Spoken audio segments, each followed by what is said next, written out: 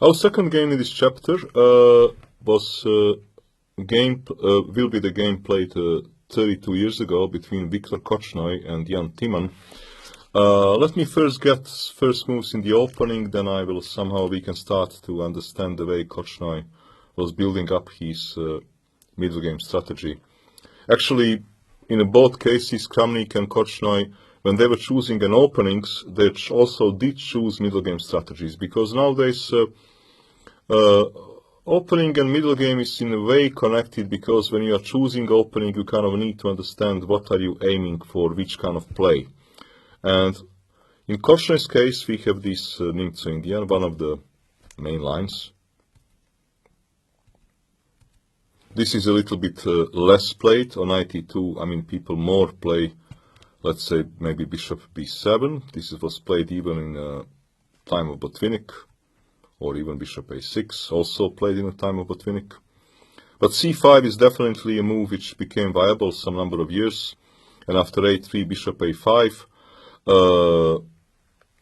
Grandmaster Oleg Romanishin was, I think, the first strong player that adopted the system as a black. Oleg Romanishin did have many different ideas in many different openings, and this was one of his ideas, and this idea was later followed by a lot of people. This bishop looks very stupid on a5, but on the other hand, you cannot catch it with b4, and it does annoy you in a bit. So knight g3.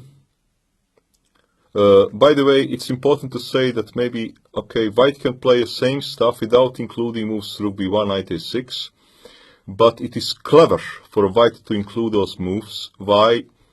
Because black's knight on a6 is stupid. This knight will need to look for some better square, and that's why Korchnoi has done it. Bishop b7, and this is one of the main positions in this line. How to develop this bishop? This is kind of a question. You would obviously love to develop it. On the other hand, you do not want to lose the time for a move like f3. By the way, a main theory in this line, for example, here they have tried move bishop d2, was tried in a number of games. Even move d5 was tried. What Korchnoi played was also tried in many games, and here, for example, conservative move f3 was played. But the two opponents, they know each other for a long time. They played even a candidates match.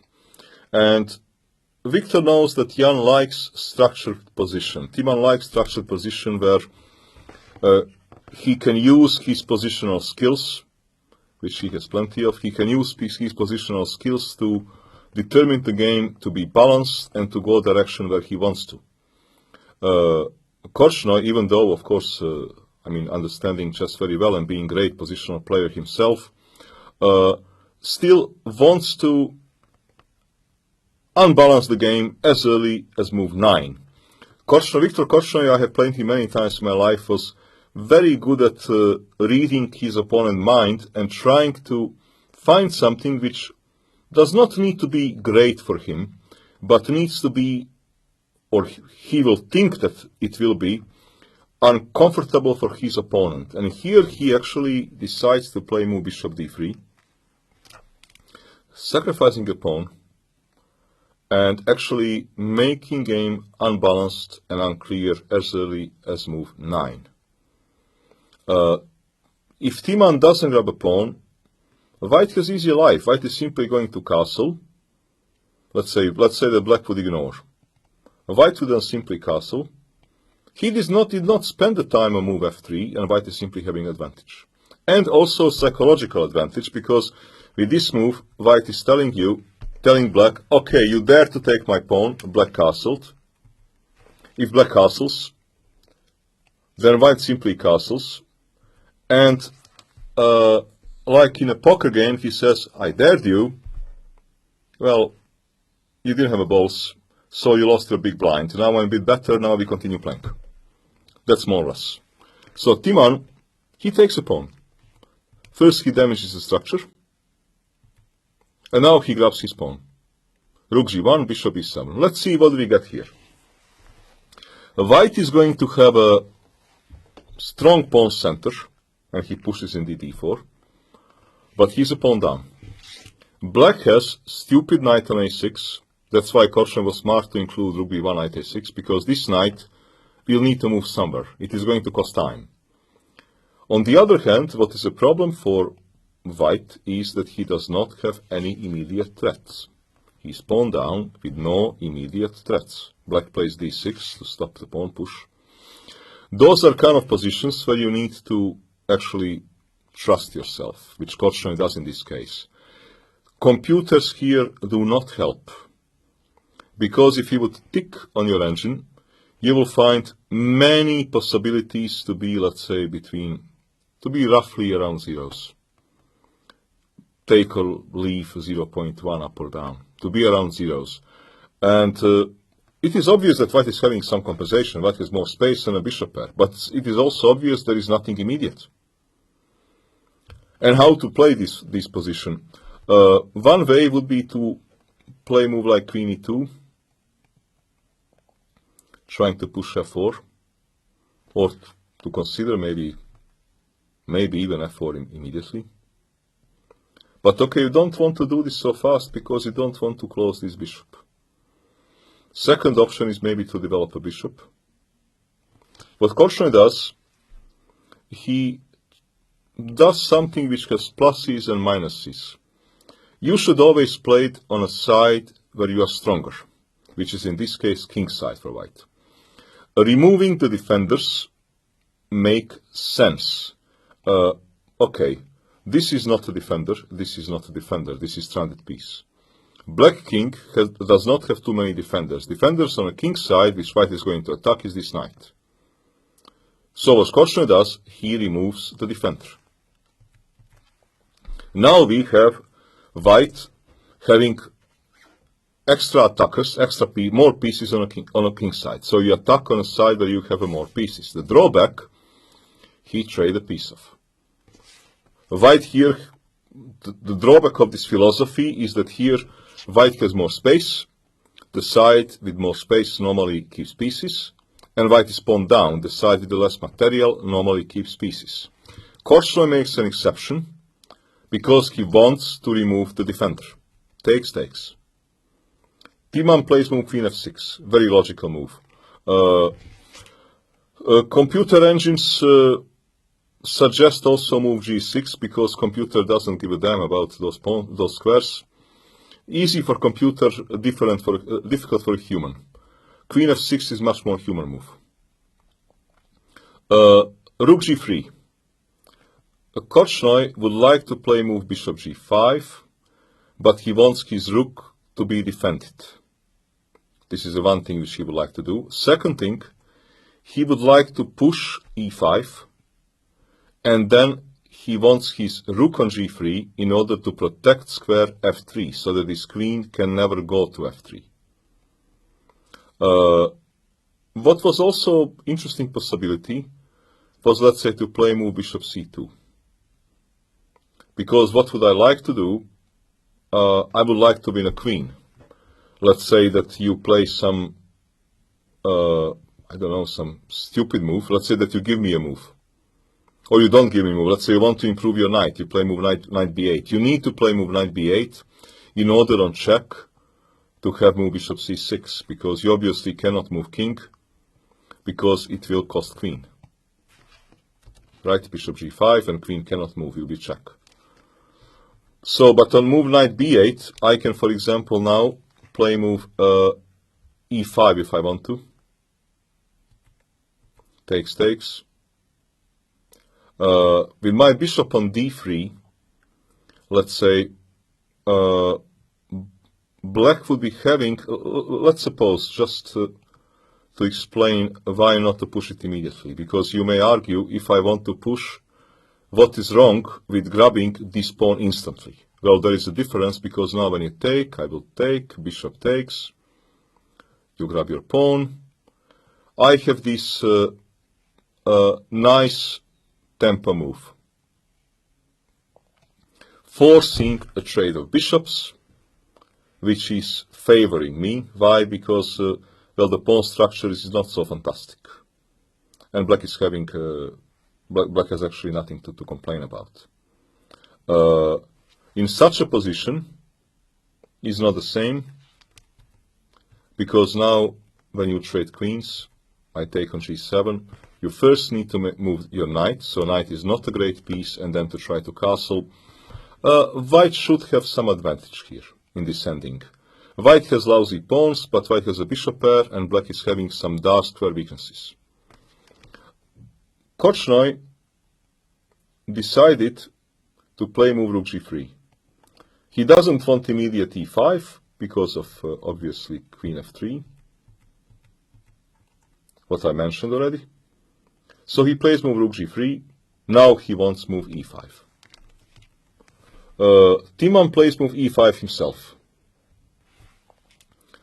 C takes d4 was possible, trying to grab a pawn. In general, to open some more diagonals is always a tricky part, but okay, he can grab a pawn. Let's say we can have here one entertaining draw. Check, check, bishop e3, queen takes, and now we have this position. Black looks like he's in a very deep trouble because white wants to go with the queen to 7th rank and to simply mate him, but black can here make a draw. Black has only one move to make a draw. I will give you a hint. The draw will be done by perpetual check, and this white king is a problem. How does black a save game here? Can you figure it out? Queen takes e4, hitting on the rook, forcing queen d7. You would say, well, this is exactly what white wants. But now king doesn't get out of perpetual check because of weak light squares, and black saves the game. Obviously, white has also a different way to play it. White can, for example, start with a check on b5, bishop g5, queen e5, takes. Not easy to assess position. White is still pawn down, he has two bishops and space, but queens are traded. Probably material balance, something like this. So c takes d4 was definitely possible. But c takes d4, and Korchnoi also know it, is not Timman's move. Because Jan Timman, a good friend of mine for many years, if he has a choice between grabbing some unclear pawn, getting under some checks and attack which he needs to calculate, or sound positional move, well, Timman will always play sound positional move, and this is what he does here. He plays move e5, sound positional move, putting pawns on the dark squares because, well, his opponent is having dark square bishop, and trying to control the center. So making perfect sense, and forcing Korchnoi to block the center. In general, central blockade in such a position is to the favor of black.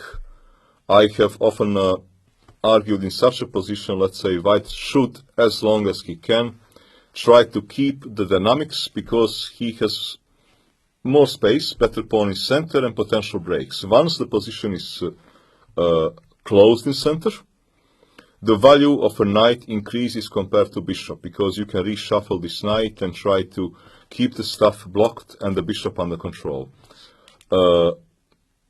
Here white will need to try to improve the things by pushing move f4. And we also have some here tactical situations. Black here plays move h6, which gives white one very good possibility. White has here a very good possibility. What can be here a good option for white? I will give a Korchnoi missed on it. The idea is, I would give you the hint. The hint is this rook, which is placed very well on a g file. And maybe he can cause some damage attacking the stuff. So what can here white do that would be very clever for him? even win material back. White here missed a very good, and that's why this is a drawback of this idea e5 with h6. White here missed a good possibility to play move bishop g5. Yes, forcing a queen trade, but unfortunately for black, he will need to give his material back, because now white is going to double. This knight is too far away to protect the king side, and now white simply gets his pawn back. King f7. If you push g5, I have h4, so nothing changes. King f7, h4, fixing a pawn. And now whatever you do, I'm gonna double and grab a pawn. So let's say rook f8, king e2. And I get my pawn back. White gets his pawn back and has advantage because of g-file advantage. Or if you want to close my g-file, okay, you can close my g-file, but then I have more space. And I have two bishops, and the knight is still very stupid. So this is possibility Viktor Korchnoi missed on. He played move a4. A principal move. In such a position, it is handy move because you would push a5, and you would open file for your rook, and sometimes even a file. Let's see how it patterns out. So he pushes a4, g6. Okay, Timman now closes the stuff on a queen side. No more bishop g5, or king side, no more bishop g5 ideas. Queen d1, bishop c8. Obviously, Timman wants to improve his bishop, and he's saying, okay, if you want to push a5, now move a5 will be a temporary pawn sacrifice. Pawn sacrifice or opening file for my rook, so queen d8. Now, white has to choose. Either will be temporary pawn sacrifice or permanent pawn sacrifice, or he needs such a transaction which he doesn't want to, because then black rook will open. Korchnoi decides to move his king. Says if you want to take it, you take it. Timman correctly thinks that to improve his knight is more important than wasting time to try to take a pawn. So he plays move knight b8. How is white going to play this position? Well, white would need at some stage to open it up with f4. But will not be easy, because this knight will now also head to square d7. So queen a4. Giving a check in order to take away this d7 square from this knight. Right? You cannot play knight d7 because it is a blunder. It is obvious blunder, blundering a pawn. So Korchnoi forces this queen to d7. And now plays move queen a2, keeping the pressure, forcing b takes a5, queen a5. White is trying to play on all sides, but the side where he really needs to make a break is the king side. This is his side of the board. And now with queen on d7, perhaps this was a good moment to push f4. You cannot put knight to d7, you need to keep the stuff closed. Also, since I put my king to f1, you cannot do such a kind of things. Because I simply push. And it's a bad news. You cannot grab anything that is moved like rook f1. Rook e1, so... Okay, what he does, for example, queen e7 is probably the best move. I can now close it. Try to open further. Black probably needs to close. A difficult position to assess, because black is a pawn up, but he cannot exactly do anything on a king side, or immediately on a queen side. I'm saying pawn up, he's two pawns up, but this will probably fall. And for white also, white needs to find a way to make a break. One idea is to play with bishop e3, and then to bring pieces to the, for example, v2, move rook.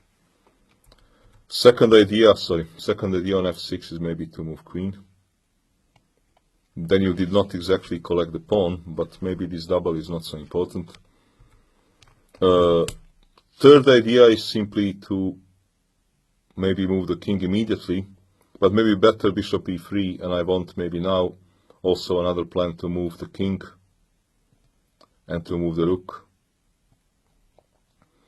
I would say in such a position that white obviously has some compensation, because white is playing on both sides and it is very difficult for black to utilize this extra pawn. White can also maybe play with bishop e2 to always threaten some unpleasant check. But does white have really more than a compensation? I'm not sure. I don't know. In such a positions, if you can, it often makes sense, let's say, to sacrifice a piece. I would now just make some moves just to show, let's say, how the sacrifice can work. Let's say that you develop. Active check. You move king. What can you do? I move my, let's say that I move my bishop.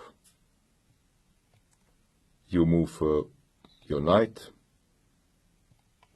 Let's say, no, I don't move queen immediately. Let's say I need to sacrifice here somehow, which I'm not sure how to do. I would like to sacrifice a piece, but I see that I'm running out of times. But okay, here, for example, such a move would keep black in a box.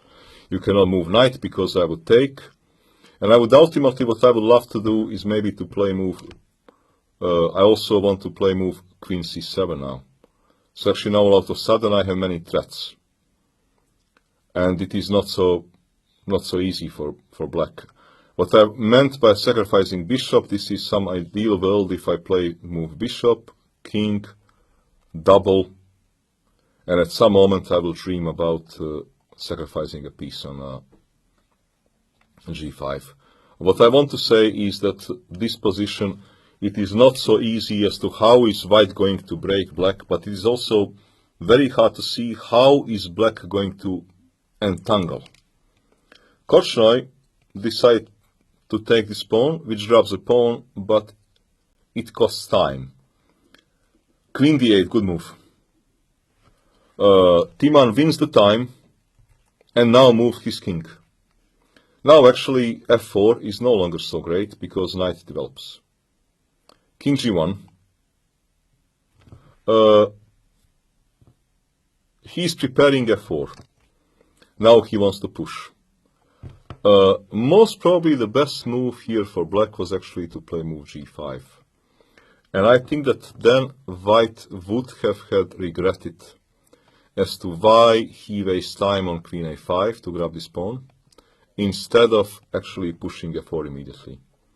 Because now it is difficult to see how the white is going to create something on a king side. And it is starting slowly but surely to look like a pawn down position. King g7, f4. We have again the situation, what I said about keeping the game unbalanced, creating crisis. The pawn structure, just like in Middlegame, the pawn structure can change basically all the time. And this is what makes the game not easy to play. a5.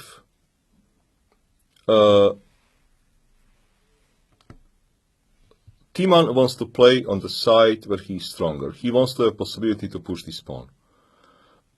Not sure if it is good or bad.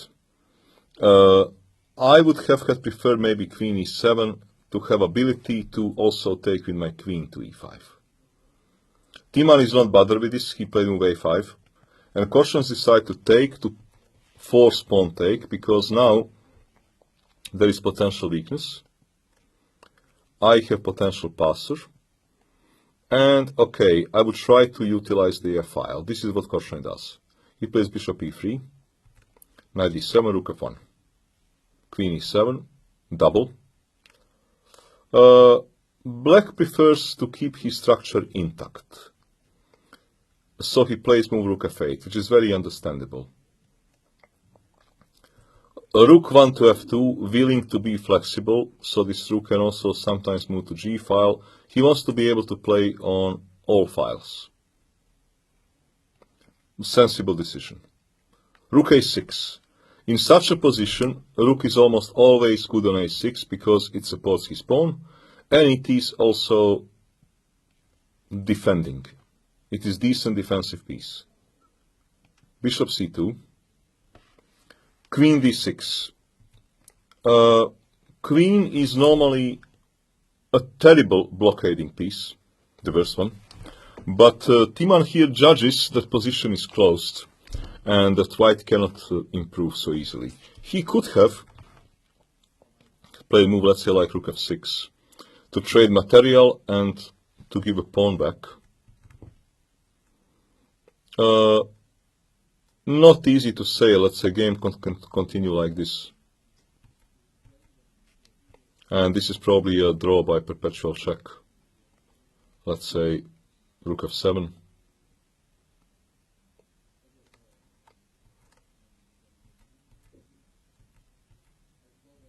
You cannot, grab because of checks.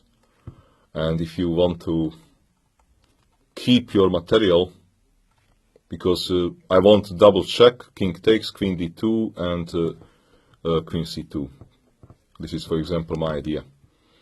If you move rook, let's say to e2, doesn't make too much points because black can make a draw anytime he likes, right? Black is drawing his pocket. So rook f6 was a possibility. It could be very well that Timman here simply thought, well, I'm a pawn up and I want to win this game. There are no immediate threats. And maybe he was right. Queen d6. White needs an extra attacking piece on a king's side. And there are not so many pieces. So he wants to improve his queen, which makes sense. And here, what black does is a good move. He says, I'm going to keep white busy. He pushes a4. Here white made a mistake. He probably should have played move queen c1, forcing g5. And now white can either play move queen a3. Queen is a terrible blocker, but I provoked some sort of concession. Or, what I like more, maybe let's say rook g2, provoking f6, h4, a3, bishop b1, stopping this pawn. This might be position not easy to improve for both of the sides. On one hand, white is not exactly mating, well, not immediately anyhow, but black, from his part, he has to take care of this sacrifice on g5, and white is actually having quite a good attack. So white certainly needed to play move queen c1. Korchnoi made here a terrible mistake. But he won a game before because of this mistake, because he tricked Timman. He took this pawn on a4, which in this case should have lost the game, because I give you a hint. He's now getting under pin. And maybe Korchnoi was thinking he threatens to remove this pin with queen c1. Well, okay, perhaps. But he has lost control of important square on the king's side. Very important square on the king's side. How could the black profit from this bishop a4, which is a mistake? Give you a hint, he lost control of important square on a king's side. Well, he would have profit of this by pushing f5.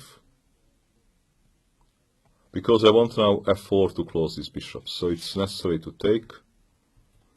But white is here in very bad shape, because f4 is very serious threat. And since this bishop has moved, well, rook takes f5 is double question mark, even blundering a full rook. So Timman could have benefited from this immensely. Instead of benefiting for this, he did exactly what Korchnoi wanted. He fell into terrible trap. He played here move knight b6, which is a horrible move. Falling into tactical trap, tactical disaster. Why is knight b6 a wrong move? I give you a hint. He removed too many pieces away from protecting his king's side. Why is this a problem? Simply too many pieces away. And protection of some squares is important because this knight was a defender. This defender is now gone. How can white profit from this? First, rook f6, improving the rook and breaking the queen. Well, now the problem is that rook a4, which Korchnoi played, which Timman played, hitting on a queen. But now there is a problem. What can be problem? Bishop h6. And he resigned. Because if you take, obviously I will give a check and I will grab a queen. And if king goes to g8, I have moved queen f1. Queen is hanging, and now there are no defenders around king, bishop f8. And I will grab a f7, and the game is done. After rook f6, you also, maybe good idea to mention, to try to play this, in this kind of position, 2 rooks versus queen is very bad idea, because you're gonna lose plenty of pawns.